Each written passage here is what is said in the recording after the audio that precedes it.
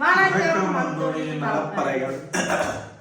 இன்னைக்கு வந்து ரொம்ப நாள் கழிச்சு எல்லாரும் எதிர்பார்த்த ஒரு பேய் கதை சொல்ல போறோம்.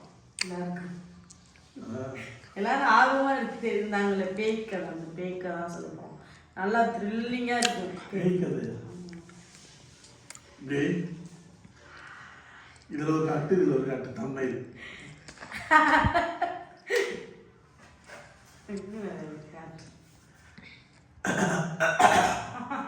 பேய் கதை வந்துக்கிட்டு பேய் கதையை மனிதர்களிடம் கேட்கும் போது இருக்கிற சுவாரஸ்யத்தை விட பேய் கதையை ஒரு பேய்கிட்டே கேட்கும் போது இன்னும் சுவாரஸ்யம் அதிகமா இருக்கு. அதனால இன்னைக்கு பேய் கதையை நம்ம பேயே சொல்ல போகுது. அந்த இதுல சொல்லுவாங்க, உள்ளதை உள்ளபடி நடந்ததை நடந்தபடி உண்மையாக நிஜமாக சொல்ல வந்திருக்கும் உங்கள் சுமித்ரா அவர்களை நன்றி. இப்ப நம்ம வந்து சுமித்ரா அவர்களை வந்து இன்டர்வியூ எடுக்க போறோம். அவங்க லவ் ஸ்டோரி கதையை நம்ம கேட்க போறோம். அந்த வீடியோ தான் இப்ப பார்க்க போறீங்க. வாங்க வீடியோக்குள்ள போகலாம். முதல்ல அந்தோனி அவர்களை எப்படி நீங்க பாத்தீங்க, எப்படி லவ் பண்ணீங்க, லவ் ஸ்டோரி என்ன? உங்களுக்கு தெரியாதா? இல்ல நம்மளுக்கு தெரியாது, ஏன்னா நம்ம கையே விட மாட்டோம், நம்ம கும்பிட தான் செய்வோம். நீரும் காமெடியா ஒரு ஆம்பளை பையன் மேல செய்ய வைக்க நீ நான் வந்து கட்ட பிரம்மச்சாரி. எனக்கு இன்னும் கல்யாணம் ப்ரொபோஸ் பண்ண நினைச்சேன்னா பண்ணிக்கலாம். எனக்கு இன்னும் கல்யாணம் ஆகல. ஐ அம் சிங்கிள். ஐ அம் மொரட்டு சிங்கிள். இப்படி சொல்ற இந்த டைலாக் சொல்லணும்னா நம்ம அதுக்கு தகுந்த அழகா இருக்கணும், அதுக்கு தகுந்த ஒருத்தர அழகா இருக்கணும்.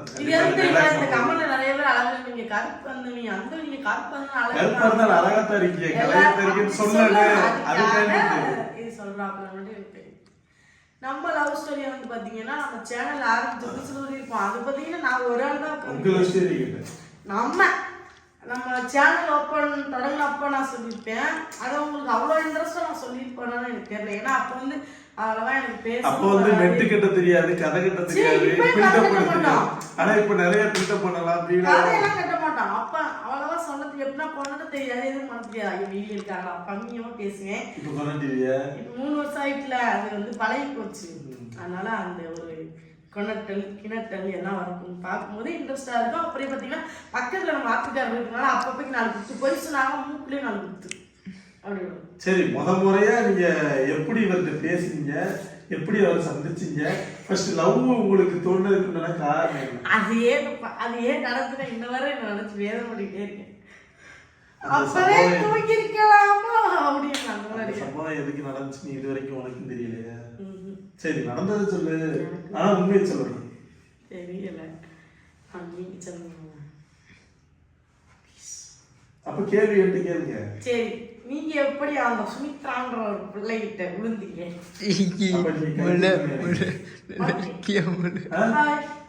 இல்ல, நான் பொண்ணு கை கொடுக்கறது இல்ல.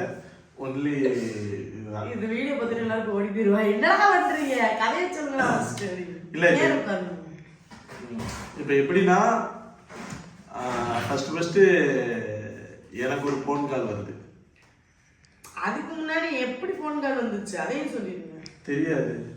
அது ஏன் அந்த போன் கால்னா, நான் கிங்ஸ்டா அம்மா வந்து ஜஸ்கிரீன் பேசி வைக்கும் போது ஜஸ்கிரீன்ல வந்து மொபைல் இல்லை. அம்மா வந்து வேலைக்கு போயிடுவாங்க, அப்பா கடைக்கு போயிடுவாங்க. என்னட்ட வந்து ஒரு பட்டன் செல் இருந்தது. நான் பார்த்தீங்கன்னா அங்க விக்டோரியா நகர்ல வந்து நாங்க இருந்தோம். அப்போ மாந்தப்பிள்ளையில எங்க அக்கா கல்யாணம் ஆனது அந்த ஒரு பிரச்சனையில கடன் அப்படின்னு சொல்லிட்டு வீட்டை வந்து அப்போதைக்கு ஒத்திக்கி கொடுத்துட்டு வேற வீட்டுல வாடகை போயிடும். அது இருக்கும்போது நான் டெய்லி வீட்டு வேலையை சாப்பாடு முடிச்சுட்டு நான் ஒரு ஆள் தான் வீட்டு இருக்கேன். அதுதான் நான் ஸ்கூல் வந்து ஒழுங்கா படிக்காம நிப்பாட்டுன்னு இருக்காரு. அதோட நான் அப்பப்போக்கு வருவேன், மாந்தப்பூர்ல வந்துட்டு போவேன் சைக்கிள். அப்படி வரும்போது ஒரு டைம் வந்து ஜஸ்கிரீனுக்கு பொண்ணு பார்த்த விஷயம் கூட எனக்கு பொண்ணு கேட்டு வந்த விஷயம் ஓகேவா, மாப்பிள்ளை அதெல்லாம் எனக்கு தெரியவே செய்யாது. நான் ஒரு டைம் போகும்போது என்கிட்ட பட்டன் செல் இருக்கையும் எங்க அம்மா கொடுத்து வச்சிருந்தாங்க, எப்போதான் ஆத்திர வருஷத்துக்கு ஃபோன் பண்ணிக்க அப்படின்ற மாதிரி. அதனால நான் என்கிட்ட செல்லை வாங்கி ஜஸ்கிரீன் வந்து மெசேஜ் போட்டாங்களா, ஃபோன் அடிச்சு பேசினாங்களா எனக்கு எதுவும் தெரியாது. என் கையில மொபைலை கொடுத்துட்டா நான் வாங்கிட்டு வீட்டுக்கு கிளம்பிட்டேன். வீட்டுக்கு போறேன், ஒரு சேவ் பண்ணாத நம்பர் இருந்து ஃபோன் வருது. அப்போனா பார்த்தீங்கன்னா சேவ் பண்ணாத நம்பர்ல இருந்து அட்டன் பண்ணவே பயப்படுவோம், யார் இருக்கும் அப்படின்ற மாதிரி.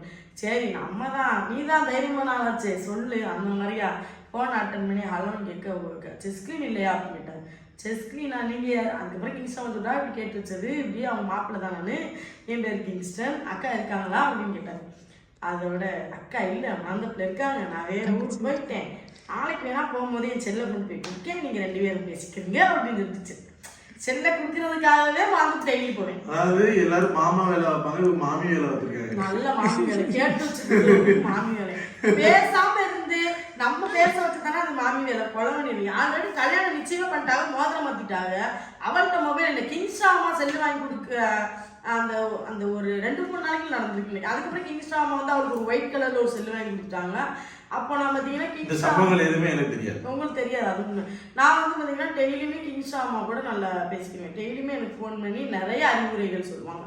பொண்ணுனா இப்படிதான் இருக்கணும், யார்ட்டையும் பேசக்கூடாது, யாரையும் நம்பக்கூடாது இந்த காலத்துல அப்படின்ற மாதிரி நிறைய எனக்கு வந்து ஒரு ஃப்ரெண்டு மாதிரி நிறைய ஷேர் பண்ணுவாங்க. எங்க வீட்டில் நடந்த துக்கம் கஷ்டம் எல்லாத்தையும் நானும் கிங்ஸ்டா அம்மாவோட ஷேர் பண்ணுவேன். அப்போ பார்த்தீங்கன்னா அவரை நான் அண்ணன் தான் கூப்பிடுவேன், திங்கனே அப்படிதான் கூப்பிடுவேன். திங்கனே ஃபோன் பண்ணுவாங்க, சொல்லுங்கண்ணா அப்படின்னு. அவங்க ஒரு டைம் சொல்றாங்க, சுமித்ரா அவனுக்கு ஃபோன் பண்ணி சொல்ல பத்தி அதை சொல்லுங்கண்ணா, உண்மையாவே அழகா இருக்கு அப்படின்னு சொல்லுவாங்க. அப்ப அண்ணன் தான் சொல்லி பேசுவேன், அவன் எனக்கு அக்கா. இந்த கதையை இந்த சொல்றீங்க இல்ல, இந்த கதையை முதல் முறை நான் இப்பதான் கேட்டுக்கிறேன். உங்களை மாதிரி தான் நான், எனக்கு இந்த கதையை இவ்வளவு நாள் நான் வந்து டெய்லி கிங்ஸ்டா அவங்க கடலுக்கு போயிட்டு ஒரு 4 மணிக்கு சங்க தொழில் தான் நடந்துட்டு இருந்துச்சு. ஒரு 4 மணி போல தான் வருவாங்க. அப்போ வரும்போது ஒரு டைம் ஃபோன் அடிக்க இந்த கருணாயை ஹலோன்னு எடுத்துட்டு அண்ணன் குளிக்கிறாங்க, லேட்டாக பேசுவாங்க. இவங்க என்ன நினச்சிருக்காங்க, ஜஸ்ட் கிளிக் நினைக்கிறாங்க நினச்சி என்னோட ஊத அன்னைக்கு தான் பேசுனது. அண்ணன் குளிக்கிறாங்க, நீங்கள் லேட்டாக அடிங்க. மறுபடியும் நான் லேட்டாக ஃபோன் பண்ணிட்டேன். லேட்டாக ஃபோன் பண்ணேன் பரிதாச்சு. அதோட மறுபடியும் நான் ஃபோன் பண்ணுறேன். கிங்ஸ்டாமா சொல்கிறாங்க, என்ன சொன்னாங்கன்னா தம்பி பேசுனா அப்படின்னு சொன்னாங்க.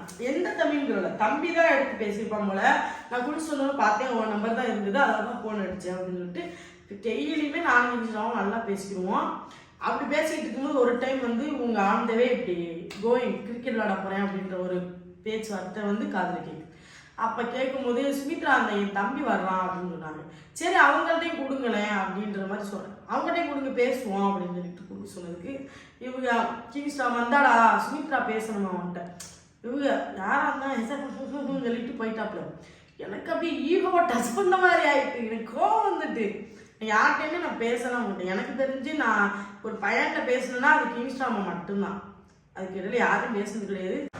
சரியா? இப்போ பார்த்தீங்கன்னா நான் கிங்ஸ்டாமாட்ட பேசும்போது எனக்கு நல்லாவே தெரிஞ்சது ஒரு ஒரு குட் ஃபேமிலி, ஒரு நல்ல கேரக்டர். அவங்க என்னை பொறுத்தளவில் கிங்ஸ்டாமா வந்து நான் ஒரு பார்த்தது கிடையாது. பேச்சுவார்த்தையில கண்டுபிடிச்சது என்னன்னா குட் பர்சன், ஒரு நல்ல மனுஷன் அப்படின்ற மாதிரி. நான் வந்து இப்படி மேலே வச்சு பார்த்தேன் அவங்க. சரி அவங்க தம்பி அப்படிதான் இருப்பாங்க, சரி நம்ம எல்லாரும் ஃப்ரெண்ட்ஸாக இருக்கணும் அந்த மாதிரி தான், ஒரு சொந்த பந்தமாக ஆகிக்கலாம் பேசலாம் கொடுக்க சொல்ல வாங்காமல் போயிட்டாங்க. அதோட அவங்க என்ன கிங்ஸ்டாமா என்ன சொல்கிறாங்க, அவன் இப்படித்தான் நீ பொம்பளை பிள்ளைனாவே அவனுக்கு பிடிக்காது லூஸ் போய் அப்படி இப்படின்னு அவங்க வீட்டில் பேசி டெய்லி இப்படி சொல்லிகிட்டே இருப்பாங்க. அப்போ எனக்கு கடுப்பு வந்துட்டு நான் கிங்ஸ்டாமான்னு சொல்லிட்டு அவங்க தம்பி நம்பர் கொடுங்க, நான் மடக்கி காட்டுறேன். அதில் அதெல்லாம்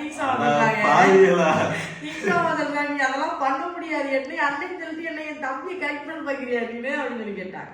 இல்ல எனக்கு சும்மா நம்பர் கொடுங்கன்னா உங்க தம்பி உங்க தம்பியை நான் ஒண்ணும் பண்ண மாட்டேன் அதெல்லாம் அப்படின்னு சொல்லிட்டு நான் எங்கேயே இருக்கேன், இவங்க எங்கேயும் இருக்காங்க.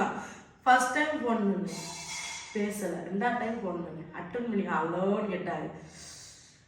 அதுதான் ஃபர்ஸ்ட் பேசுனேன். எனக்கு ஹலோன்னு கேட்டது எனக்கு வாய்ஸ் ரொம்ப பிடிச்சிருச்சு. ஏன்னா எனக்கு அந்த கட்ட குரல்லாம் எனக்கு பாத்துக்கிங்க, என்னோட வாய்ஸ் ஹலோன்னு கேட்ட உடனே பிடிச்சிருச்சு, நல்லா இருந்துச்சு. இப்போ எப்படி இருக்கு 8 வருஷத்துக்கு குரல் சேஞ்ச் ஆகும் நிறைய இருக்குல்ல, வாய்ஸ் உண்மையாவே எனக்கு ரொம்ப பிடிச்சிருந்தது. மாதிரி ஃபோன் பண்ணாங்க, நிறைய இடையில நடந்தது பேசணும். ஆனால் நான் ப்ரப்போஸ் பண்ணது பார்த்தீங்கன்னா அந்த April 1 அது வந்து நிறைய பேருக்கு தெரியும் நினைக்கிறேன். அந்த ப்ரப்போசலுக்கு அப்புறம் ஒரு சம்பவம் நடந்துச்சு. அதாவது வந்துகிட்டு April 1 எங்களை எப்படின்னா April 1 வந்துகிட்டு என்ன சொன்னாலும் அது உண்மை இல்லை. இன்னைக்கு ஒரு விஷயம் சொல்லிட்டு என்னது அவங்க அங்க தண்ணிக்குள்ள விழுந்துட்டாங்களா அப்படின்னு அதிர்ச்சி. அப்படி இன்னைக்கு April 1 அப்படின்னு சொல்லுவோம். அந்த மாதிரி April 1ஆம் தேதி நடந்த சம்பவத்துக்கு அப்புறம் ஒரு பெரிய சம்பவம் நடந்துச்சு. அந்த சம்பவத்தை தான் வாழ்க்கையில மறக்க முடியாத ஒரு சம்பவம் சொல்ல முடியும். அந்த April 1க்கு அப்புறம் நடந்த மாற்றங்களும் அதுக்கப்புறம் நடந்த கதைகளையும் லவ் ஸ்டோரி பார்ட் 2ல சந்திப்போம். மறக்க முடியாததுனால April 1 பார்க்க என்னை குழி தோண்டி பதாச்சும் நீ தாண்டா அப்படின்ற மாதிரி April 1 பார்ப்பேன். கண்டிப்பா அவங்களுக்கு வந்து அந்த பக்கம் இருக்கு. இது வந்து கொஞ்சம் காமெடியா இருந்தாலும் அடுத்த பார்ட் வந்து பாத்தீங்கன்னா ரொம்ப சீரியஸாவும் ஒரு சினிமா பார்த்த ஒரு ஃபீல் இருக்கு. சுமித்ராவா இப்படி எங்க வாழ்க்கை வந்துகிட்டு சுமூகமாலாம் வந்து சேரல. அது ஒரு பெரிய கதைகள் இருக்கு. அந்த நிறைய கதையில பேருக்கு தெரியுங்க. கண்ணனப்பி சுமியா இது அந்த மியா இப்படி பண்ணது அந்த மாதிரியா. அடுத்த பாட்டுல கண்டிப்பா சொல்றேன். ஏன்னா லென்த்தா ரொம்ப நேரம் போனா போர் அடிச்சிரும். நம்ம வந்து வீடியோ சட்டன் முடிக்கின்றதுக்காக ஒரு சில விஷயங்களை சொல்லாம விட்டோம்னா முழுசா நிறைய பேருக்கு. நாங்களுமே ஏற்கனவே போட்ட வீடியோல வந்து முழுங்கி தான் சொல்லியிருப்போம். இந்த தடவை நாங்க அதை சொல்ல விரும்பல. ஃபுல்லாவே எத்தனை நம்மளால எவ்வளவு முடியுதோ நம்மளுடைய லவ் கதை ஃபுல்லாவே கல்யாணம் முடிகிற வரைக்கும் அந்த கதையை சொல்லணும். இந்த வீடியோ எங்க அம்மா மட்டும் பாத்துருக்கூடாது. எங்க அப்பாவும் பாத்துருக்கூடாது. பாப்பாங்க இவன் எப்ப இந்த மாதிரி வேலைலாம் பார்த்தா யாத்தே எவ்வளவு அப்படின்ற மாதிரி யோசிப்பாங்க. சரி, அடுத்த வீடியோ சந்திப்போம். டாடா.